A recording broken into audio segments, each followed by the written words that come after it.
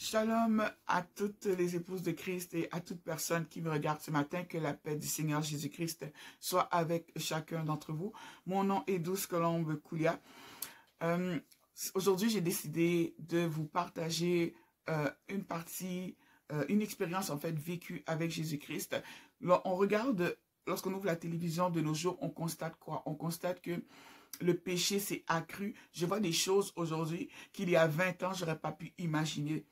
Et Jésus-Christ est venu pour nous sauver, pour nous libérer de toutes ces choses. Je sais. Il y a déjà des gens qui écoutent, qui disent, mais elle est fabule, elle prend de la drogue, elle n'a pas toute sa tête.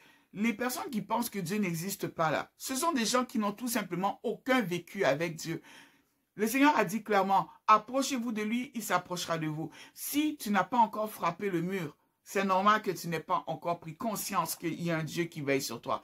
Tant que tu n'as pas frappé un mur, tant que tu n'as pas été plongé dans le coma, tant que tu n'as pas perdu un enfant, tant que ton mari t'a pas demandé un divorce, tant que tu n'es pas arrivé devant t'es pas arrivé au pied du mur dans une dépression, tant que tu n'es pas arrivé à te dire, oui, moi j'en ai marre de la vie, je veux me suicider, tant que tu n'es pas arrivé à un point là où ton âme, ton esprit ne peut plus supporter, c'est normal que tu sois capable de te tenir et de blablater et dire que Jésus-Christ n'existe pas. Il faut parler des choses qu'on connaît. Et je suis venu vous parler de ce que Jésus-Christ a fait pour moi. À un moment bien précis de ma vie. Il y a tout juste 20 ans, il n'y avait pas plus grand, je pense, ennemi de Dieu que moi. J'étais dans la sorcellerie à fond. Je n'en avais rien à faire des êtres humains. Mais qu'est-ce que j'en avais à faire des voisins? Qu'est-ce que j'en avais à faire des enfants des autres? J'avais des yeux que pour moi et pour le diable que je servais. Aujourd'hui, celui qui me préoccupe, qui occupe mes pensées, mon esprit, c'est Jésus-Christ. Je veux que les gens sachent qu'il y a un Dieu qui existe. Je veux que les gens sachent que c'est pas fabulé. Comment se fait-il que tu es capable de croire au surnaturel, tu es capable d'ouvrir la télé, de mettre YouTube et dire, oh, regarde, waouh, un phénomène surnaturel s'est produit, mais tu n'es pas capable de croire que Dieu existe. Tu es capable de croire que ta poupée bouge la nuit. Tu es capable de regarder des vidéos en faisant, wow, phénomène paranormal, ça passe sur tous les postes, on voit ça maintenant, TVA, ouvrez la télé, il y en a partout. Dans tous les pays, on parle de phénomènes paranormaux, de surnaturel. Mais quand c'est pour toi, tu crois que ça n'existe pas. Tu penses que le mal existe, mais le bien n'existe pas. Ça me fait tellement rire. Être athée, lorsque tu t'assois sur la chaise là, si tu n'avais pas foi que cette chaise-là tiendrait ton poids, tu t'assoirais? Quand tu es enceinte, là, si tu n'avais pas la foi que la tête du bébé peut passer par la largeur du trou que Dieu t'a donné, là, est-ce que tu tomberais enceinte? Jamais. Soyons logiques un peu. Nous avons tous une foi naturelle. Et aujourd'hui, je vais vous parler d'un moment où cette foi-là s'est manifestée. Avant même que j'étais déjà chrétienne, oui, mais que je sois vraiment plongée dedans. Je vais vous dire ce que Jésus a fait pour moi. Amen. Le Seigneur m'a donné des enfants. Or, voici que mes enfants sont nés avec certains troubles neurologiques. Il y en a qui vont dire que, ouais, ben là, c'est parce que tu as péché. Puis, écoutez, il faut arrêter ça. Moi, ça fait déjà là plus de 2 décennies que je marche avec Jésus-Christ. C'est une chose que je sais là. C'est que de là d'où je viens là, c'était normal que je me fasse attaquer par le diable. C'était normal. Come on, c'était normal. Tu penses que tu peux rentrer dans une secte, tu peux faire des choses comme ça, et puis après ça, t'imaginer que tu vas tomber, tu tombes enceinte, tu te maries, la vie est belle, et que tu n'as jamais d'attaque. Non, le Seigneur m'a fait la grâce d'épouser un homme extraordinaire, avec qui je suis toujours, soit dit en passant, parce qu'il y en a beaucoup qui avaient fait des paris, je n'aime pas bien ça, mais c'est la vérité, même dans l'église où je me suis mariée, même dans le pays où j'ai pris l'avion pour aller me marier, les gens faisaient le pari que ce gars me laisserait en disant que non, toi tu n'es pas assez belle pour lui, retourne dans ton Canada. C'est ce qu'on me disait, il n'y a pas de problème. Mais aujourd'hui, je vais juste vous dire que ça fait 2 décennies qu'on est mariés. Amen. D'ailleurs, même c'est bientôt notre anniversaire de mariage. Donc, quand Dieu commence quelque chose, il le termine. La parole de Dieu déclare quoi? C'est la bénédiction de l'Éternel qui enrichit et ne se fait suivre d'aucun chagrin. Amen. Ce n'est pas parce que tu as des hauts et des bas, que ça ne vient pas de Dieu. D'ailleurs, nous avons besoin d'épreuves. Parce que ces épreuves-là, c'est ça qui fait qu'aujourd'hui, je peux parler, je peux témoigner. J'ai mis au monde des enfants, j'en ai 6, qui vont de 24 ans, la plus âgée, là, 24 ans, à mon plus jeune, là, il vient d'avoir 10 ans, 10 ans. 10 ans à 24 ans, donc un lot. Et dedans, là, il y a autant de garçons, autant de filles. Et dedans, j'ai des jumeaux.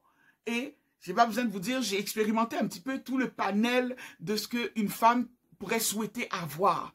Donc, je ne peux pas dire que je ne suis pas bénie, là. OK? Donc, je ne fais pas partie des femmes qui ont juste des garçons ou bien juste des filles. Je ne fais pas partie des femmes qui ne savent pas c'est quoi porter des jumeaux. J'en ai porté 2 paires. Donc, Dieu m'a béni. Est-ce qu'on peut dire que Dieu m'a béni quand même? Je lui donne la gloire ce matin.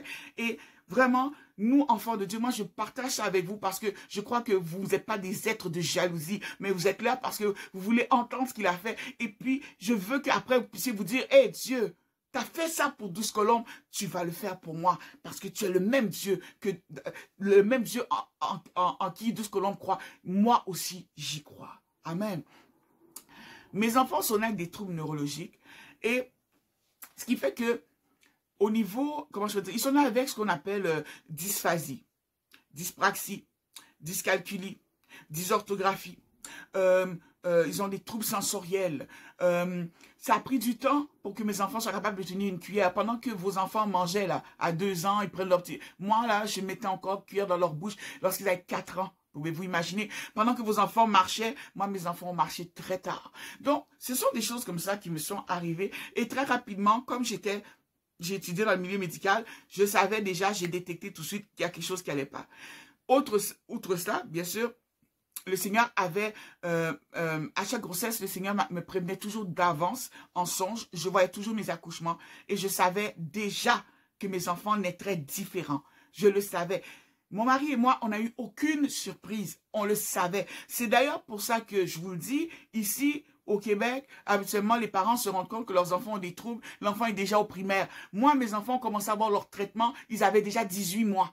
Donc, ça vous montre la grande différence, à quel point j'ai été rapide pour réagir. Parce que Dieu avait dit, Dieu fait rien sans qu'il mette d'abord au courant ses enfants. Il a dit, cacherai-je à Abraham, mon ami, ce que je vais faire?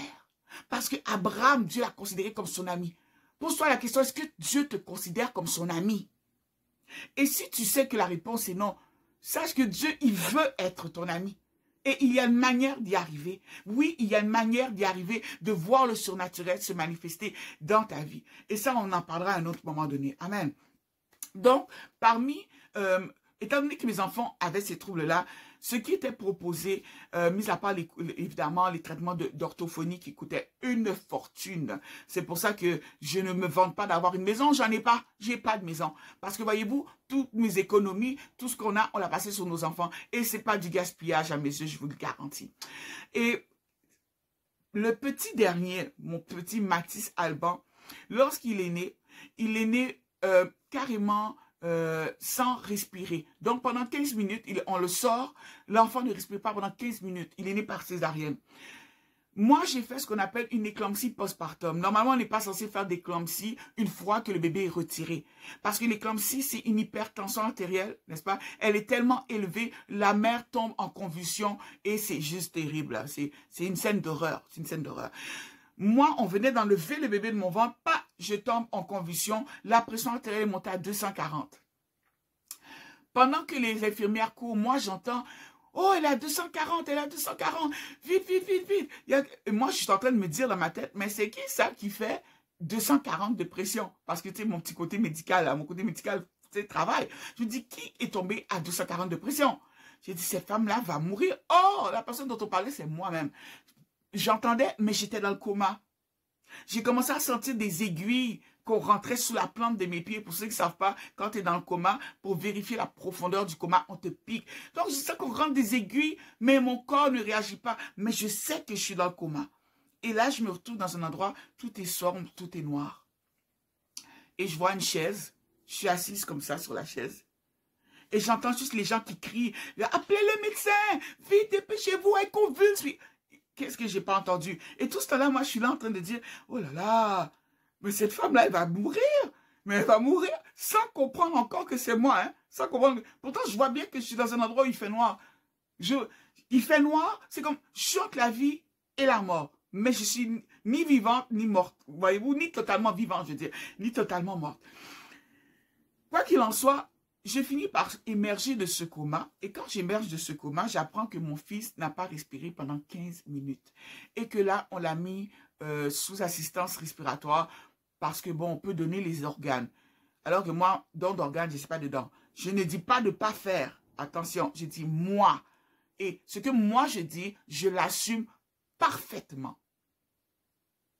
Pleinement. Donc, si moi je dis que moi je ne fais pas, quelqu'un qui n'assume pas ne doit pas venir dire non, 12 Colombe a dit et que tu n'assumes pas. Ça, c'est toi. OK? Amen. Donc, les médecins rentrent, ils me disent, hey, Madame Koulia, vous avez eu une éclampsie postpartum. Moi, je le regarde en disant, de quoi tu parles? Moi. Tu parles de moi, là. Avant de rentrer dans la salle d'op, là, pour la césarienne, ma pression était parfaite pendant toute la grossesse. J'ai rien eu. Puis là, vous me dites que j'ai eu une éclampsie postpartum. Je cherche, qu'est-ce qui s'est passé avec le bébé? Mon mari m'explique. Quand ils sont sortis de la salle, mon mari était dehors. D'habitude, là, vous savez, le papa peut être à la tête de la maman, tout ça. Mais on avait demandé à mon mari de sortir. Mon mari reste à l'extérieur. Maintenant, mon mari, ce qu'il voit, c'est des infirmiers qui sont en train de ventiler le bébé. Le bébé est devenu, il a perdu sa couleur, il a viré un bleu marin. Voyez-vous, il est même plus, c'est plus rosé, c'est bleu marin.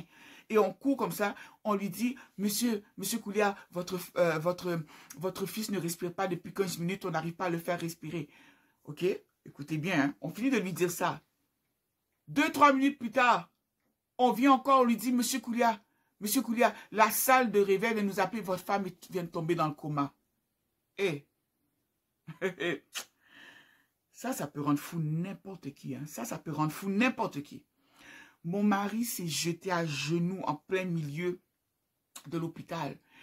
Les gens lui ont dit, les médecins lui ont dit, on va appeler le psychiatre, il a besoin parce que le monsieur là, il est en train de perdre et sa femme et son enfant. Mon mari s'est mis à prier, Jésus, c'est toi qui m'as donné cette femme, c'est toi qui m'as dit, au nom de Jésus, mon mari a commencé à prier. En plein milieu de l'hôpital, je vous rappelle qu'on n'est pas en Afrique, on est au pays des Blancs, pardon. Je sais qu'il y a beaucoup de Québécois, de Français, mais vous comprenez mon langage, je suis convaincu que vous comprenez ce que je veux dire. Vous êtes dans un pays qui n'est pas le vôtre, où les mentalités sont différentes. Pensez-y 2 secondes. C'est comme si moi, là, je me rends comme, je sais pas, au palais de Buckingham, et puis je me jette, je dis, oh, éternel. Les gens vont me regarder comme, elle parle de quoi, elle, là? Voyez-vous? Mon mari s'est mis à prier comme ça. Quand mon mari se lève, on lui dit, ah, monsieur Koulia, votre femme est sortie du coma. Ah, mon mari est content, voyez-vous, il va me voir. Au moment où moi je sors du coma, mon fils recommence à respirer, il émerge du coma. Au même moment. D'ailleurs, j'ai une photo où je tiens mon fils et on se regarde. Pour la toute première fois, on voit que je suis gelée là, complètement. On voit que je suis droguée au maximum parce que j'étais sous... Ouf, je revenais de très loin, en plus d'être sous l'effet de l'anesthésie générale que j'avais subie pour la césarienne. Parce que oui, mes césariennes à moi, ok, je sais que les césariennes habituellement ne sont pas sous anesthésie générale. Je précise parce que quand on est sur YouTube, les gens cherchent des petites bibites là. Mais moi, mes césariennes sont sous anesthésie générale, ok. Donc, je ne vais pas vous sortir tout mon dossier médical, mais il est très, très épais. Donc, j'avais encore, vous savez, là, ces yeux comme... Puis j'ai l'enfant dans les mains, je regarde, puis j'ai dit, mais c'est mon fils. Puis là, on commence à me raconter ce qui s'est passé. Je me dis, waouh, tu t'appelles Mathis Alban. Toi et moi, on a un lien, mon fils. Maintenant, on sort de l'hôpital. Quelle est, vous pensez, la crainte numéro 1? La crainte numéro 1, c'est que l'enfant soit complètement légume. Parce que si physiquement mon fils était beau, un beau bébé, rien ne me laissait savoir qu'il allait marcher, qu'il parlerait, qu'il comprendrait. Parce que l'enfant manquait d'oxygène. 15 minutes, hein? C'est pas 15 secondes là. 15 minutes. Vous savez très bien qu'à partir de quelques minutes seulement, avec une privation d'oxygène, les cellules cérébrales, quand ce qui arrive, commencent à mourir. Donc, techniquement, mon fils est censé être légume quand je suis sortie avec lui. J'aime pas le terme légume, dans un état neurovégétatif, si vous préférez. c'était pas le cas. L'enfant était réactif, tout ça. Sinon, on m'aurait pas laissé sortir. Il commence à grandir. Je l'observe. Je l'observe. Je l'observe. Je vois qu'il marche. Wow, c'est bien, gloire à Dieu. À chaque fois que je vois une étape, je dis l'enfant marche, alléluia, gloire à Jésus. L'enfant, il joue, wow, gloire à Jésus. Il voit une voiture, il comprend qu'il doit faire vroom vroom. Ouais, gloire à l'Éternel. Et puis, à un moment donné, je me rends compte d'où se trouve le problème. Mon fils est muet. Mon fils est muet. Il parle pas. Il parle pas. Attends, vous voyez comment je suis, non? Vous voyez que je suis une femme qui est volubile, je parle, non? Imaginez-vous la détresse que j'ai ressentie quand je me suis rendu compte que mon fils ne parlait pas. Il ne dit même pas maman. Il dit pas maman. Il a atteint l'âge de 4 ans. Il dit toujours pas maman. 4 ans. 4 ans. Je vous parle avec émotion là, mais vous les mères, les pères là qui me regardez, 4 ans. L'enfant a 4 ans. Il va avoir 5 ans. Il ne dit pas maman. Il ne dit pas papa. Qu'auriez-vous fait? Qu'auriez-vous fait? Mon mari et moi, on fait venir une machine. Et cette machine-là, à elle tout seul, est plus de 30 000 $. C'est une machine que je ne peux pas me payer, mais mon mari et moi, on s'est mis ensemble, on a dit on va louer cette machine-là. Et étant donné que j'ai fait des études comme infirmière auxiliaire, c'est moi-même qui ai administré les traitements à mon fils. Donc, j'appelle... j'ai oublié le nom de la compagnie. Oxysoin, voilà, merci. Oxysoin, ça m'est revenu, merci Seigneur. Parce que je veux quand même les remercier, ces gens-là. Donc, ils m'ont apporté ce qu'on appelle une chambre hyperbare. Donc, c'est le même type de chambre dans lequel on met... Vous savez, quand les gens font de la plongée sous-marine et qu'ils remontent trop vite, ça crée des bulles dans le cerveau.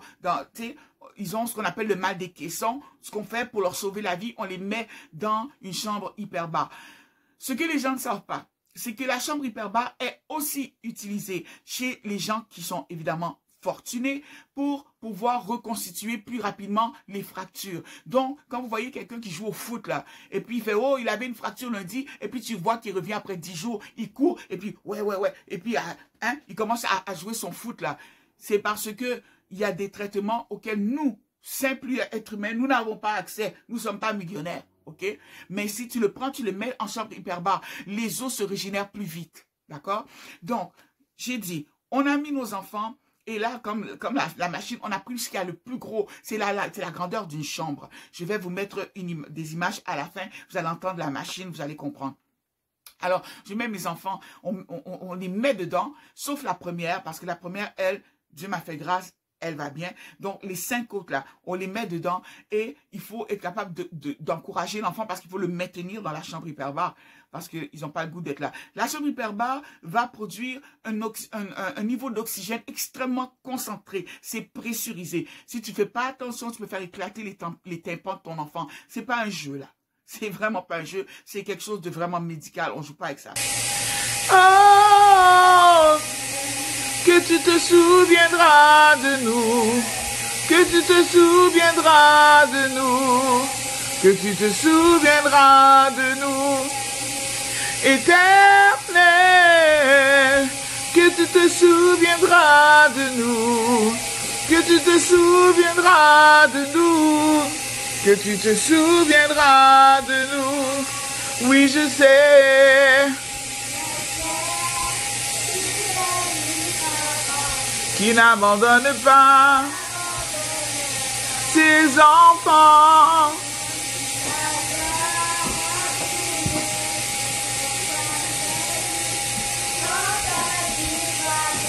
De tous les 4 vents, éternel.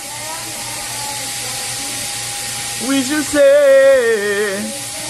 Oui, je sais.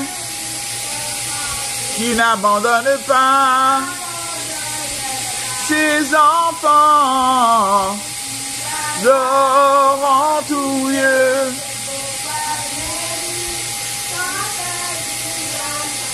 De tous les 4 vents, éternel. Donc, moi là, imaginez-vous, j'avais cette grosse responsabilité sur les épaules, mais je bénis le nom du Seigneur parce que j'ai un mari qui m'a toujours fait confiance. Il savait que, ouais, ma femme, elle est capable de gérer ça. Dieu m'a donné, disons, le caractère, le tempérament pour gérer. J'ai un tempérament pour gérer. Donc, ça allait bien, ok? Les enfants, je leur ai donné des traitements 2 fois par jour pendant 40 jours. Et oui, j'ai vu une très belle amélioration parce que Emmanuel, entre autres, qui est l'avant-dernier, lui, il ne pouvait pas tenir de crayon pour dessiner. Je me suis levée un matin, j'ai trouvé mon fils assis dans le salon avec des feuilles éparpillées partout, en train de dessiner. J'ai dit, quoi? Mon fils dessine? Mon fils tient un crayon. Imaginez, pendant que moi j'ai cette joie-là, vous, vos enfants sont déjà loin. Hein. Moi, les miens sont loin derrière vous, les vôtres sont loin devant là. Mais je ne regarde pas ça, parce qu'on ne doit pas se comparer. Ce que tu traverses dans la vie là, Dieu permet que tu traverses dans un but. Si tu te compares là, c'est que, tu vas te déprimer, tu vas te décourager. Ton histoire est une histoire personnelle. Ton livre est un livre à ton nom. Ça n'inclut pas le nom des autres. C'est ton nom qui est dans ce livre. Vous comprenez? Ton livre a différents chapitres. Et pour atteindre ce que Dieu attend de toi, il va permettre que dans ce chapitre, il y a des intrigues que tu ne vas pas trouver dans le livre de l'autre ou dans le chapitre de l'autre. C'est la raison pour laquelle on ne compare pas des livres. Jamais. Amen. Chaque livre a son histoire. Maintenant, j'ai vu ces améliorations-là chez Emmanuel et chez Jérémie, Abigail, et puis mes autres enfants. Mais, Mathis continuait, lui, à ne pas parler. Sa motricité était bonne. Mais il ne parlait toujours pas.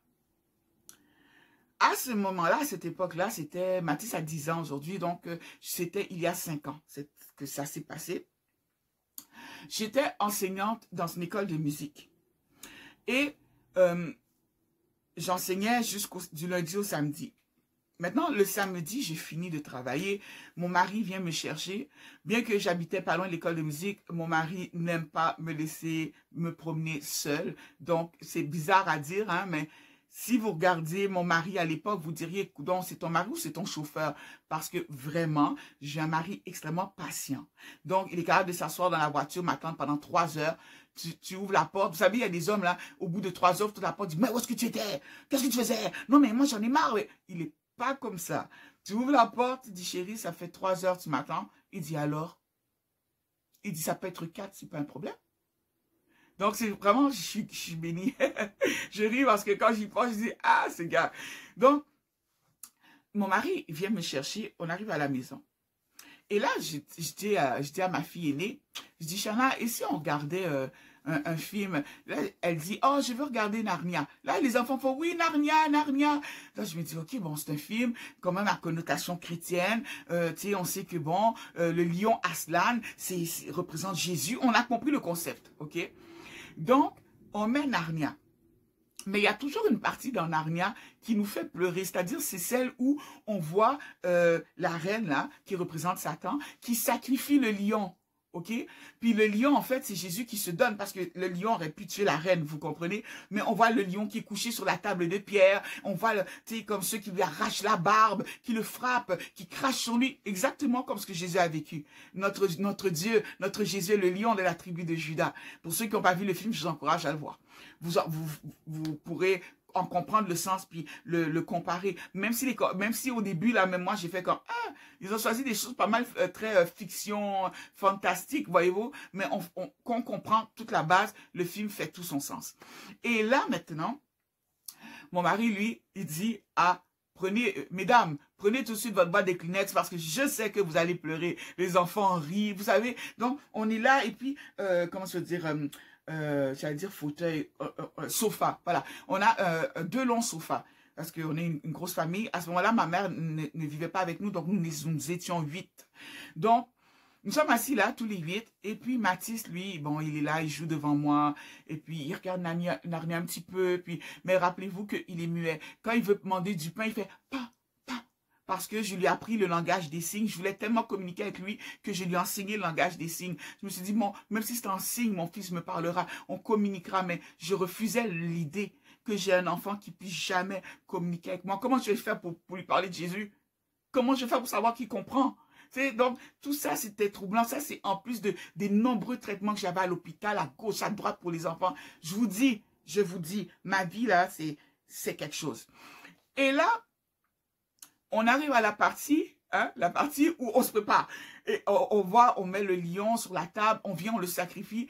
On se met à pleurer. Donc là, Chana, elle pleure. Elle prend ses mouchoirs. Mon mari me lance la boîte de mouchoirs. J'attrape. Allez, je me mouche. Je dis, oh Jésus, merci, tu es mort pour nous, tout ça. Mesdames, messieurs, voici ce qui s'est passé. J'ai la chair de poule, excusez-moi. À ce moment précis, alors que j'essuyais mes yeux, j'avais les yeux fermés, j'essuie mes larmes, j'ouvre les yeux, je ne vois plus rien. Tout est noir devant moi. Et là, je vous dis ce qu'on m'a dit, hein, parce que les témoins sont autour de moi. J'ai bondi du fauteuil, du sofa, pardon. J'ai bondi du sofa et je suis tombée à cheval sur mon fils. Mon fils était gros comme ça, là, un petit pou, là, de 4 ans. Je suis tombée, vous voyez ce que je dis? C'est comme si je le chevauchais, quoi. Il est tombé comme ça, mais sans se faire mal, évidemment. Et là, je suis assis sur lui. Et là, j'ai crié, parle, parle, comme ça. Puis j'ai pris sa bouche, j'ai soufflé dans sa bouche. Au nom de Jésus, mon fils s'est levé. Il a dit, maman, Jésus est là, Jésus est là. Mon fils qui parlait pas, il s'est mis à parler. Il a dit, maman, Jésus est là. Est-ce que vous entendez ce que je suis en train de vous témoigner? Maman, Jésus est là. Jésus est là. Aujourd'hui, mon fils a 10 ans. Il est premier de classe.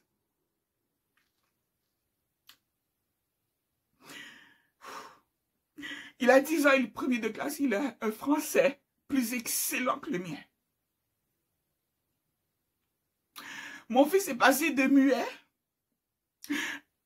Il est classé comme un génie aujourd'hui. Tellement il est brillant. Et ça s'est passé en 2 minutes dans ce salon. Un samedi où j'avais décidé, mon mari et moi, de donner gloire à Dieu en écoutant un simple film chrétien. Toi qui me regardes là, je ne sais pas ce que tu traverses.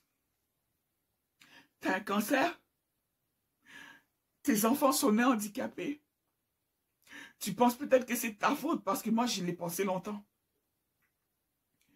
Tu crois qu'il n'y a pas d'espoir? Tu penses que les miracles n'existent pas? Tu te trompes. Jésus ne distribue pas les miracles au moment où toi tu veux. Jésus les distribue au moment où ton cœur le laisse faire. Au moment où tu arrêtes de raisonner. Au moment où tu rentres, où tu redeviens un enfant. Et où tu dis, ok Dieu, tu sais quoi, je t'aimerai. Je t'aime malgré tout. Regardons un bon film avec lui. Glorifions le nom du Seigneur. Au moment où ton cœur arrête de croire que c'est de la faute de Dieu, ça n'a jamais été la faute de Dieu. Lorsque les disciples passaient, ils ont dit, Maître, ils ont vu Bartimée qui était aveugle. Ils ont dit, est-ce que c'est parce que ses parents ont péché, comme beaucoup de chrétiens se sont permis de me dire? Et je leur en veux pas du tout, sachez-le. Et le Seigneur a dit non. C'est pour que la gloire de Dieu soit révélée.